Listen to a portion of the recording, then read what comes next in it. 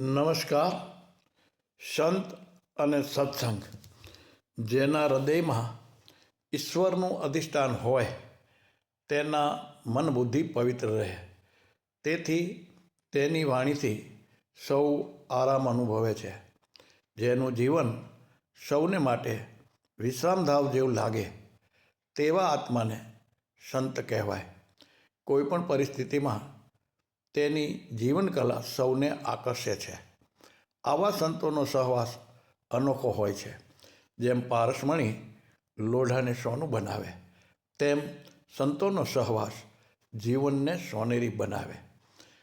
કાશી, હિમાલય કે ગંગાના સંગ કરતાં પણ સત્સંગનો મહિમા હિતકારી છે. કાશીનું જ્ઞાન, હિમાલયની સાધના અને ગંગાનું પાવિત્ર, આ ત્રણેયનો ત્રિવેણી સંગમ એટલે જ સંત.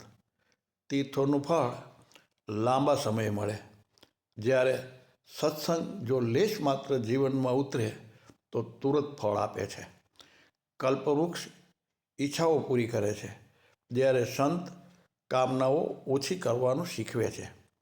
ચિંતા દૂર કરનાર ચિંતામણીને મેળવવાની ચિંતામાં જ માણસ અડધો થઈ જાય છે, જ્યારે સદવિચારની સમજણથી ચિંતા ઓછી થાય એમ સંત સમજાવે છે. કામદેવનું કામનાઓ પૂરી કરે, જ્યારે સંત કેવળ શુભકામનાને જ પુષ્ટિ આપે છે. એટલે કે જીવને શિવ સાથે જોડવાનું કામ કરે છે. સંતોના સહવાસથી દ્રષ્ટિ વિધાયક બને છે. જેનું જીવન જ પ્રભુનો પ્રસાદ છે તેની વાણી વરદાન બની જાય છે.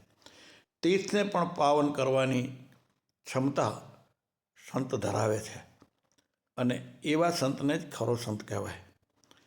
આવા સંતો શતાબ્દીમાં ક્યારેક જ અવતરે છે. અસ્તુ. જય શ્રી કૃષ્ણ. સૌનું મંગલ થાવો.